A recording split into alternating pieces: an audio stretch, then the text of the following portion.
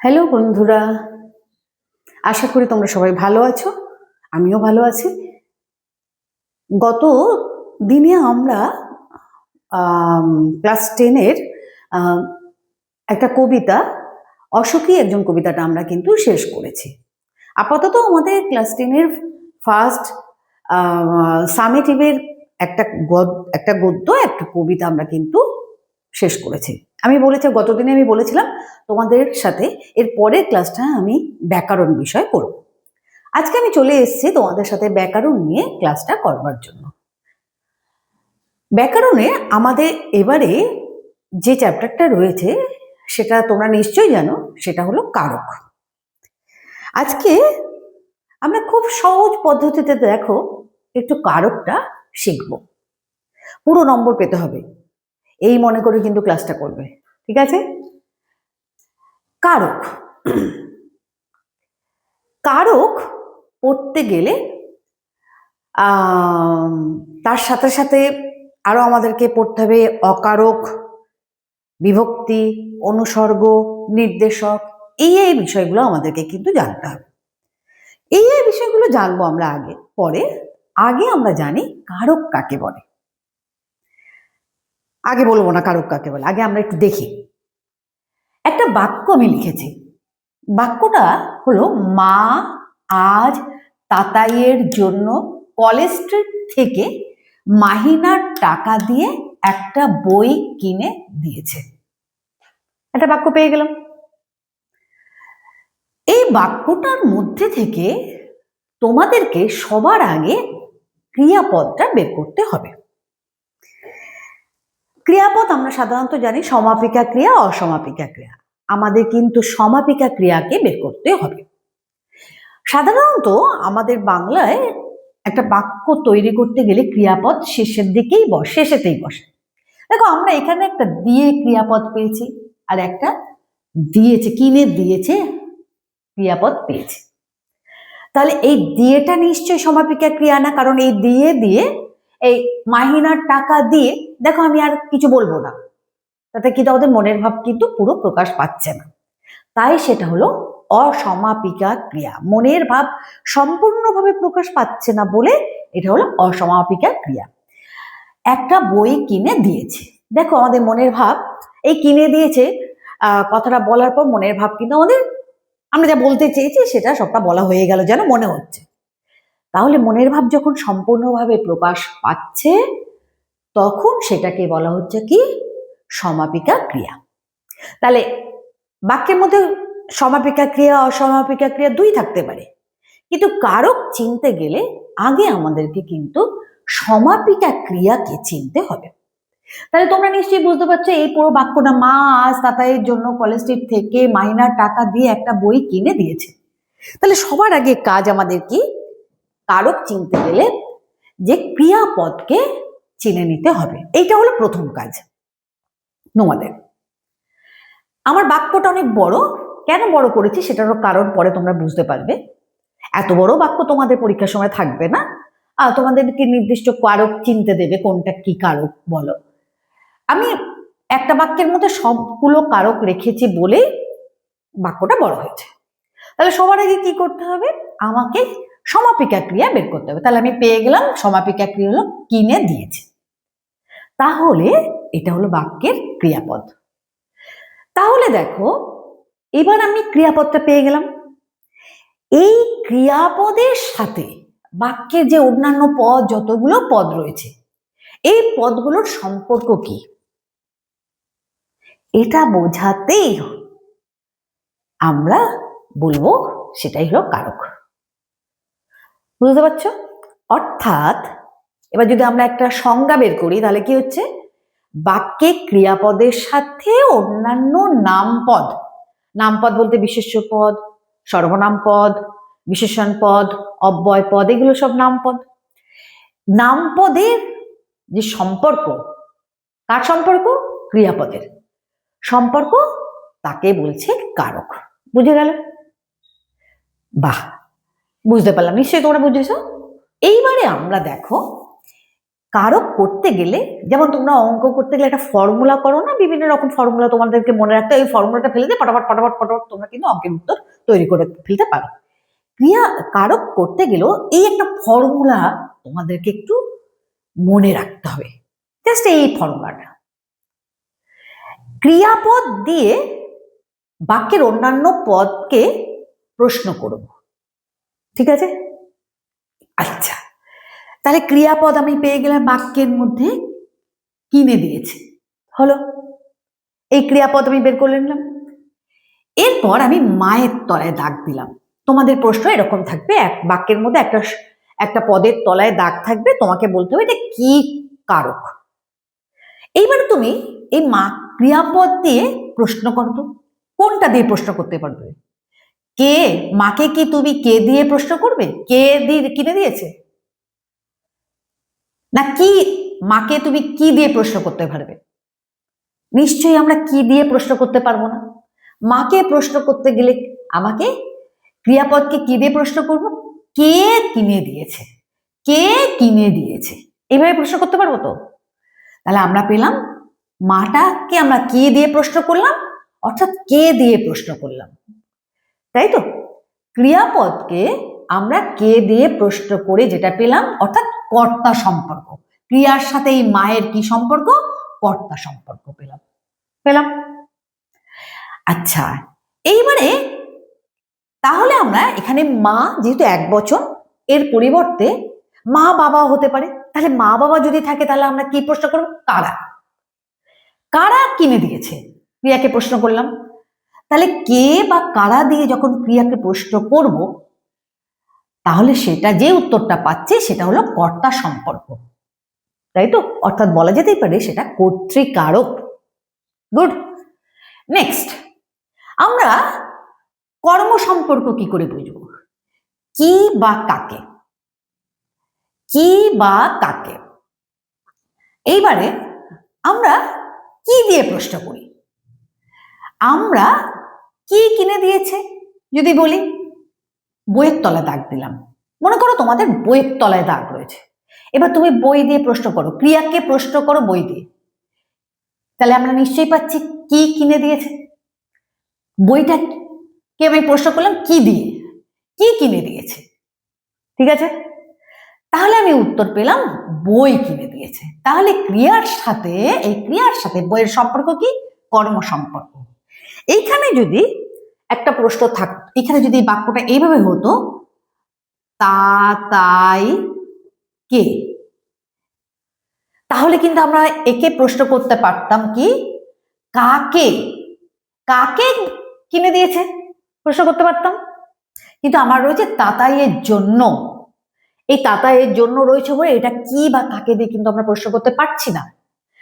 আমরা যদি এইখানে যদি বাক্যটা এরকম থাকতো মাছ তাতাই কে, তাহলে তাতাই এই ক্রিয়াপদকে আমরা প্রশ্ন করবো তাতাই দেখে কাকে কিনে দিয়েছে। তাহলে কাকে দিয়ে প্রশ্ন করে পেলাম আমরা কর্ম সম্পর্ক। তাতাইকে দিয়ে যদি আমি প্রশ্ন করি তাহলে হচ্ছে কি? কর্ম সম্পর্ক। অর্থাৎ এটা হলো কি? কর্মকারক। এটাও একটা কর্মকারক, এটাও একটা কর্মকারক, দুটো কর্মকারক থাকতে পারে। আচ্ছা, হয়ে গেল। এইবারে তৃতীয়, কার জন্য বা তরে। তোমরা নিশ্চয়ই দেখতে পাচ্ছ ক্রিয়াকে আবার প্রশ্ন করি। ক্রিয়াকে কি দিয়ে প্রশ্ন করব? কার জন্য, তাতাইয়ের তলায় দাগ রয়েছে, কার জন্য কিনে দিয়েছে? তাতাইয়ের জন্য। তাহলে কার জন্য বা কার তরে, এই ধরনের প্রশ্ন যখন ক্রিয়াকে করব সেটা হবে নিমিত্ত সম্পর্ক, অর্থাৎ নিমিত্ত কারক। বোঝা গেল? গুড। এইবারে আমরা প্রশ্ন করছি কি দিয়ে, কি দ্বারা, কি কর্তৃক। এবার ক্রিয়াকে আমরা প্রশ্ন করি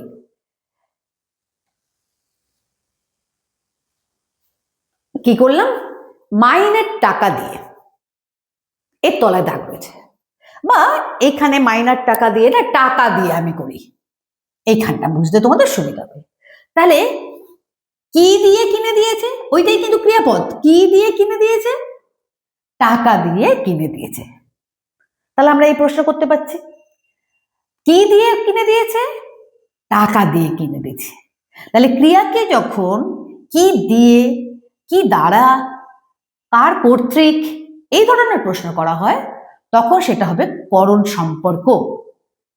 করণ সম্পর্ক। তাহলে করণ সম্পর্ক মানে এটা হবে কি? করণ কারক। ঠিক আছে, বুঝতে পারলে? নেক্সট আমরা আবার ক্রিয়াকে প্রশ্ন করি, কিনে দিয়েছে, আর কে আছে, কোথায় আছে, এটা এর তলে দাগ। তাহলে কলেজ স্ট্রিট থেকে, তাহলে কলেজ স্ট্রিট থেকে কিনে দিয়েছে। এবার কোথা থেকে কিনে দিয়েছে আমরা প্রশ্ন করি, কোথা থেকে কিনে দিয়েছে? তাহলে আমরা উত্তর পাচ্ছি কলেজ স্ট্রিট থেকে। তাহলে কোথা থেকে, কোথা হইতে, কার চেয়ে, কার অপেক্ষা, এই ধরনের যখন আমরা ক্রিয়াকে প্রশ্ন করে উত্তর পাবো তখন সেটা অবশ্যই হবে ওই যে ঠিক তার উপরে, সেটা অবশ্যই হবে অপাদান সম্পর্ক, অর্থাৎ সেটা হবে এর তলে কলেজ স্ট্রিটটা হলো কি? অপাদান কারক। বুঝতে পেরেছ? তাহলে আমরা পেয়ে গেলাম কর্তৃকারক, কর্মকারক, নিমিত্তকারক, করণকারক, তারপরে অপাদান কারক, তারপরে আর একটা বাকি আছে, দেখি তো কোথা থেকে। কলেজ স্ট্রিট, মা আজ তাতাইয়ের জন্য কলেজ স্ট্রিট থেকে মাইনার টাকা দিয়ে একটা বই কিনে দিয়েছে। আমাদের থেকে গেল কোথায়, কখন, কিসে। কখন, তাহলে আমাদের রয়ে গেল দেখো আজ। এবারে আজ এই ক্রিয়া দিয়ে তুমি আজকে প্রশ্ন করো, কি দিয়ে প্রশ্ন করতে পারবে? কবে, কোথায়, কখন, কবে, কিসে। আমি লিখে দিলাম কবেও। কখন সময় বোঝাতে, দিন বোঝাতে কবে বলি আমরা, সময় বোঝাতে কখন, যেটাই হবে সেটাই হবে কি? তাহলে আজ। তাহলে কবে বই কিনে দিয়েছে, কবে কিনে দিয়েছে, ক্রিয়াকে প্রশ্ন করলাম আজ। ঠিক আছে, সময় থাকলে কখন কিনে দিয়েছে, কখন কিনে দিয়েছে সেটা হলো এই কোথায়, কখন, কিসে, কবে, এই দিয়ে ক্রিয়াকে যখন প্রশ্ন করা হয় সেটা হবে কি? অধিকরণ কারক। ক্রিয়ার সাথে এর সম্পর্ক হলো অধিকরণ সম্পর্ক। ঠিক আছে, তাহলে আমরা পেয়ে গেলাম, দেখো একটা বাক্যের মধ্যে আমরা সব কারক কিন্তু পেয়ে গেলাম। ঠিক আছে, বোঝা গেল? তাহলে আমরা মুখস্থ করব কোনটা? তোমরা এই একটা বাক্য মাথায় রাখবে সব সময়, বাক্যটা মাথায় রাখবে আর মনে রাখবে বাক্যে কারক চিনতে গেলে কোনটা কি কারক, এটা চিনতে গেলে সবার আগে তোমাদেরকে কারকের সমাপিকা ক্রিয়া, বাক্যের সমাপিকা ক্রিয়াটা আগে চিনতে হবে। সেই ক্রিয়া দিয়ে বাক্যের অন্যান্য নামপদকে যে প্রশ্ন করা হবে, যে সম্পর্ক বেরিয়ে আসবে সেটাই সেই কারক। ঠিক আছে, তাহলে এই ফর্মুলাটা তোমাদের শিখে রাখতে হবে। অর্থাৎ ক্রিয়াকে যখন কে বা কারা দিয়ে প্রশ্ন করা হয় সেটা হবে কর্তৃকারক, ক্রিয়াকে যখন কি বা কাকে দিয়ে প্রশ্ন করা হয় তখন সেটা হবে কর্মকারক, ক্রিয়াকে যখন কার জন্য, কার তরে প্রশ্ন করা হয় তার সেটা হবে নিমিত্তকারক, ক্রিয়াকে যখন কি দিয়ে, কি দ্বারা, কার কর্তৃক এই ধরনের প্রশ্ন করা হয় তখন সেটা হবে করণকারক, ক্রিয়াকে যখন কোথা থেকে, কোথা হইতে, কার চেয়ে, কার অপেক্ষা এই ধরনের প্রশ্ন করা হয় সেটা হবে অপাদান কারক, ক্রিয়াকে যখন কোথায়, কখন, কিসে, কবে এই ধরনের প্রশ্ন করা হয় তাকে সেটা হবে অধিকরণ কারক। বোঝা গেছে? নেক্সট আমরা আসছি, আমি এটা তোমরা কিন্তু খুব ভালো করে খাতায় নোট করে রাখো। এবারে নেক্সট আমি আসছি অন্য আবার পরবর্তী পর্যায়ে।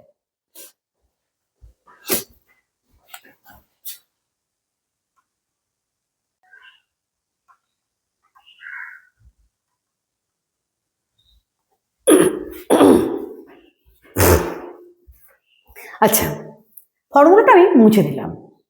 এইবারে আমি খালি বাক্যটা রাখলাম। এবার এই বাক্যটাই দেখো আমি আবার লিখছি। এবারে কিন্তু বাক্যটার মধ্যে একটু পরিবর্তন আসছে, তোমরা লক্ষ্য করে দেখো। মা, আজ, তাতাই, কলেজ স্ট্রিট, মাহিনা, টাকা, বই, কিনে দেওয়া। দেখো তাহলে তোমরা বুঝতে পারছো, একই বাক্য লিখলাম কিন্তু কিছু বাদ দিয়ে দিয়ে লিখলাম। শুনতে কি ভালো লাগছে?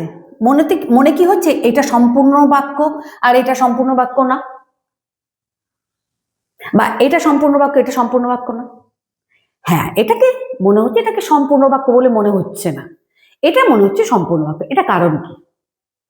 আসলে এই ব্যাপারটা আমরা কিন্তু দেখব, আমরা পড়েছি কারক, পড়লাম কয় প্রকার পড়েছি, এখনো কিন্তু আমরা কারকে কোন কারক কিভাবে চিনবো আমরা একটু জেনেছি, এবং এরপরে কিন্তু আমরা কিন্তু পরবর্তীতে আরো ডিটেলসে কিন্তু পড়বো পরে।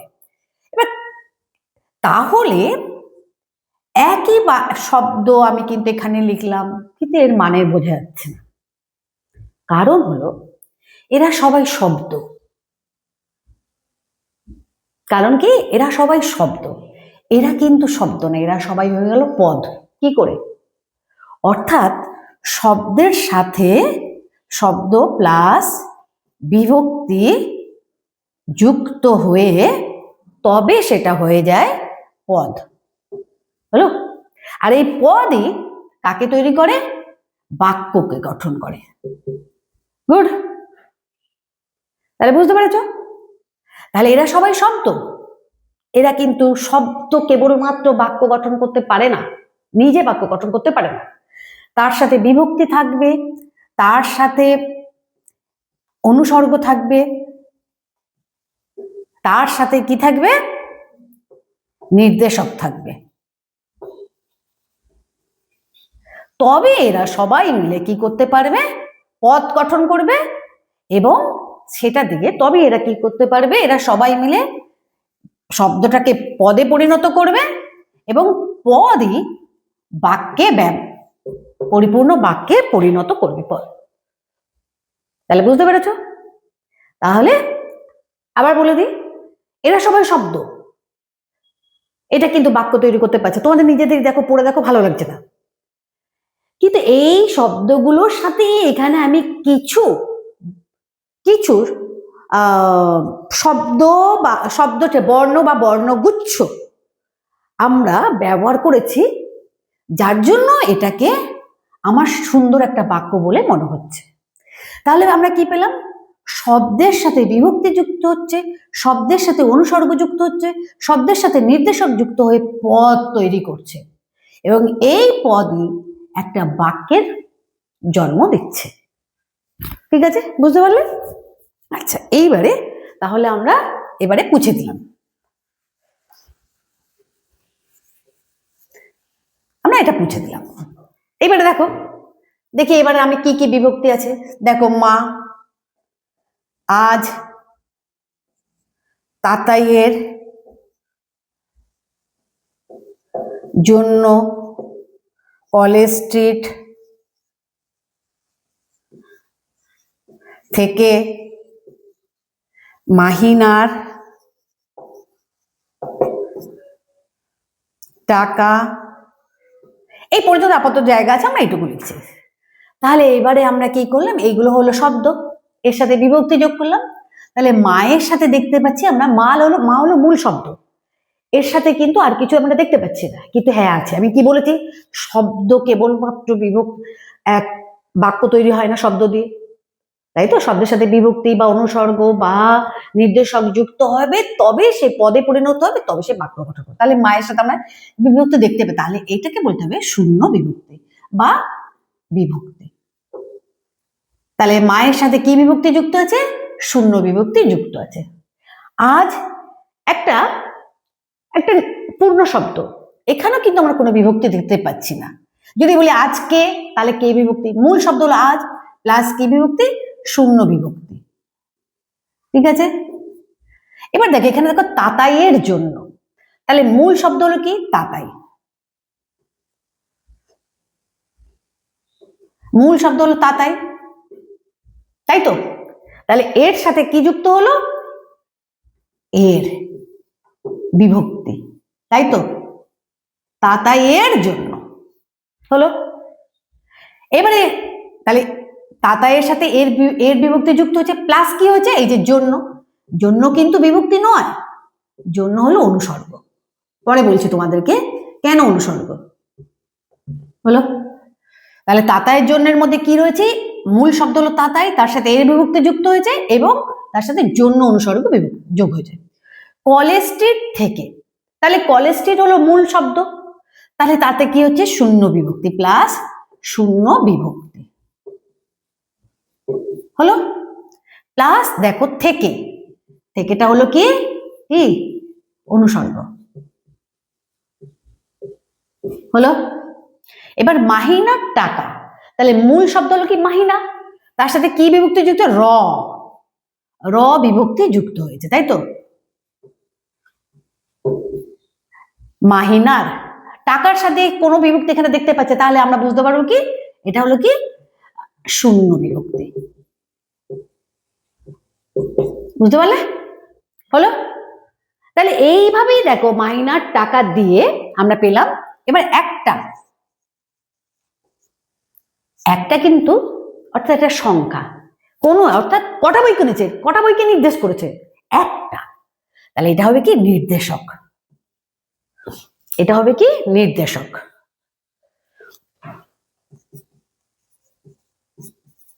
হলো। বই কিনেছে, তাহলে বই আমরা পাচ্ছি কি? দেখতে পাচ্ছ বই, বইয়ের সাথে কোনো বিভক্তি নেই, বই হলো মূল শব্দ, তাহলে আমরা ধরে নেব কি এর সাথে কি হয়েছে? শূন্য বিভক্তি যুক্ত হয়েছে। দিয়েছে, দেখো আমরা কিন্তু বলেছি দেয়া, কিনে দেওয়াটা হলো ক্রিয়াপদ। দেখো দেওয়া এটা হলো মূল শব্দ প্লাস ইচ্ছে, এটা একটা বিভক্তি, এটা হলো ক্রিয়া বিভক্তি হলো। তাহলে বুঝতে পারলে? তাহলে শব্দের সাথে আমরা বুঝতে পারলাম, শব্দের সাথে বিভক্তি, শব্দের সাথে অনুসর্গ, শব্দের সাথে নির্দেশক যুক্ত হয়ে একটা শব্দকে পদে পরিণত করছে, হলো। বুঝতে পারলে? এইবারে তোমরা দেখো আমরা বিভক্তি পেলাম, দেখো কি কি পেলাম? শূন্য বিভক্তি পেলাম, এর বিভক্তি পেলাম, তাই তো? র বিভক্তি পেলাম, ঠিক আছে? র, এর, তে, ঠিক আছে? র, এর, তে, এতে, এ, এই সবগুলো যারা যে বর্ণগুচ্ছ বা বর্ণগুলো র, এর, তে, এতে, এ, এই সবগুলো হলো বিভক্তি। এরা মূল শব্দের সাথে একদম যুক্ত থাকে, এদের কিন্তু নিজস্ব কোনো মানে নেই। মানে কি আছে? তোমরা বলো, র এর কোনো মানে আছে? শূন্যর কোনো মানে আছে? না। এর কোনো মানে আছে? নেই। তে এর কোনো মানে আছে? এর কোনো মানে? এরা সব বর্ণ, এরা সব বর্ণ। তাহলে বিভক্তিটা আমরা বুঝতে পারলাম কি বিভক্তির কিন্তু নিজস্ব কোনো মানে নেই। আরেকটা কি বৈশিষ্ট্য পেলাম? বিভক্তি শব্দের সাথে যুক্ত হয়, যুক্ত থাকে, হলো। হলো। এইবারে আমরা কিন্তু অনুসর্গ পেয়েছি, কে?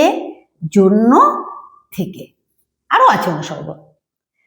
তাহলে হলো কি আমরা পেলাম কি অনুসর্গ কিরকম? দেখো তাতাইয়ের জন্য, দেখো এর এটা হলো বিভক্তি, এ কিন্তু মূল শব্দের সাথে যুক্ত হয়ে রয়েছে, কিন্তু জন্য দেখো মূল শব্দ থেকে একটু দূরে রয়েছে, তাই তো? স্বাধীনভাবে রয়েছে, সে অত বেশি গায়ে চিপে থাকাটা পছন্দ করে না। আবার দেখো জন্য তো কলেজ স্ট্রিট থেকে, দেখো মূল শব্দ থেকে দূরে অনুসর্গ।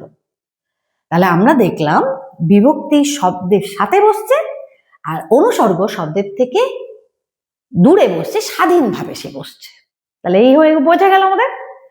তাহলে আমরা পেলাম কি বিভক্তি এবং অনুসর্গ কিন্তু দুটো বৈশিষ্ট্য পেয়ে গেলাম। কিন্তু তোমরা দেখো এখানে মুখস্থ করতেই হবে না, তোমরা নিজেরাই বুঝে গেলে যে বিভক্তি যদি বলে একটা বিভক্তি অনুসর্গ দুটো পার্থক্য দাও, তোমরা নিশ্চয়ই বলতে পারবে বিভক্তির নিজস্ব কোনো অর্থ নেই, অনুসর্গের অর্থ আছে জন্য, থেকে, হইতে, থেকে, চেয়ে, অপেক্ষা, বাবদ, এগুলো সব অনুসর্গ।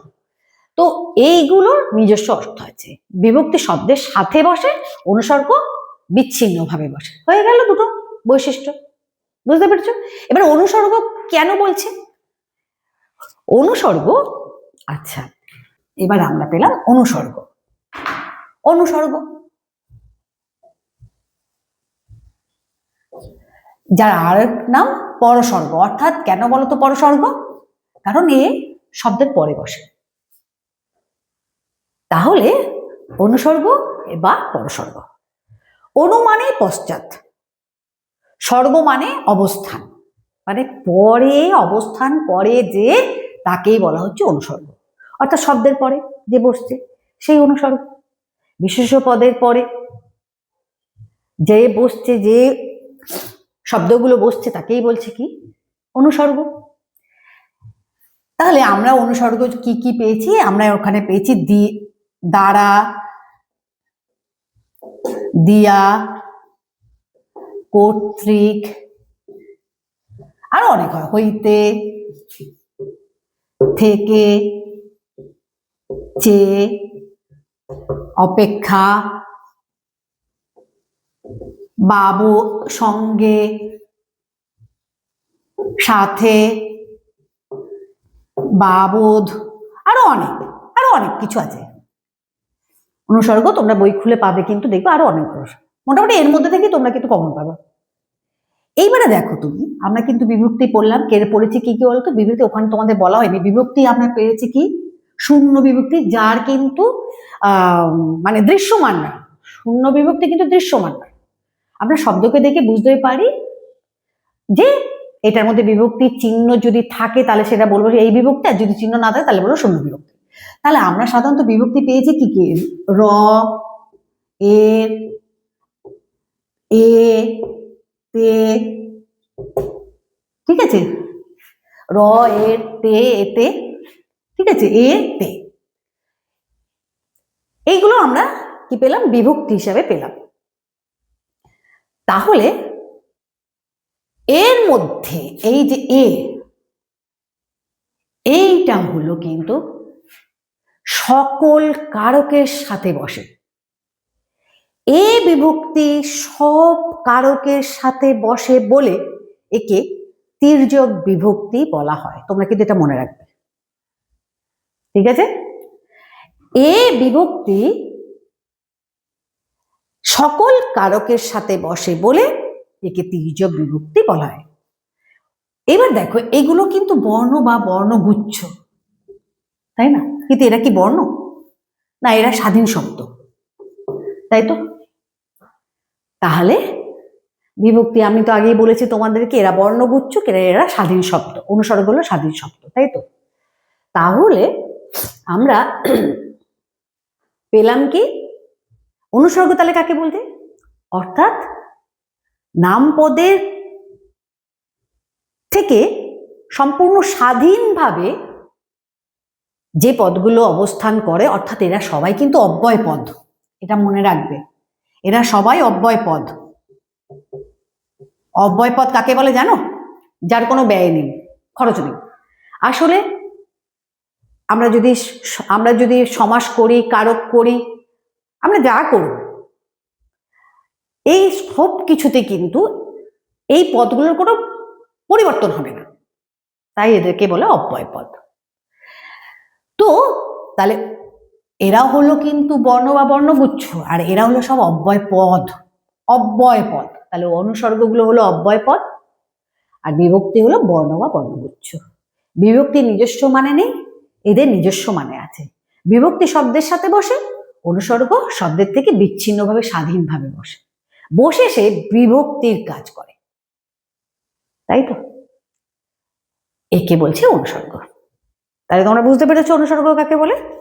এইবারে নেক্সট আমাদের কি আছে? নির্দেশক।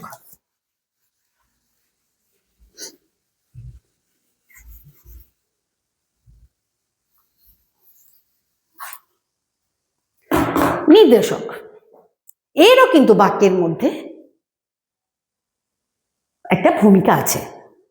নির্দেশক ওটা, এটা, গুলো, খানা, গাছা, গোছা, এই দিয়ে এক গাছা, এক, এটা আমরা সব সময় জানি কি? একটা কি, একটা বিশেষণ, তাই তো? দশ, এগুলো সব বিশেষণ। আর যেটা কোনো নাম হলে ছেলে, তাই তো? মাঠ, এগুলো হলো কি বিশেষ্য পদ। তাহলে বিশেষ্য পদ এবং বিশেষণ পদের সাথে নির্দেশ করতে যে বর্ণ বা বর্ণগুচ্ছ যুক্ত হয় তাকে বলছে কি, নির্দেশক পদ।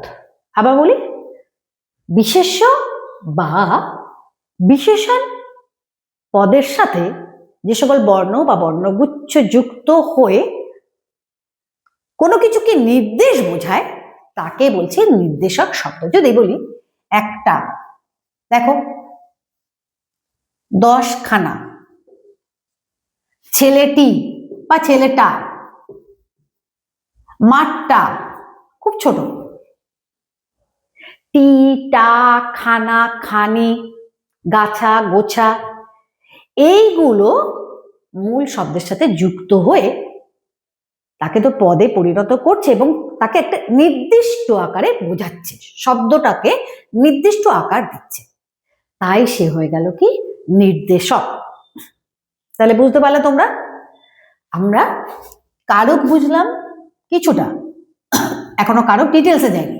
বিভক্তি বুঝলাম, অনুসর্গ বুঝলাম, নির্দেশক বুঝলাম। ঠিক আছে? নির্দেশকও কিন্তু বর্ণ বা বর্ণগুচ্ছ, তাই নাকি?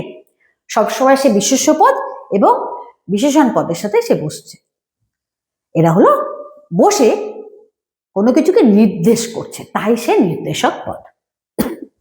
ঠিক আছে?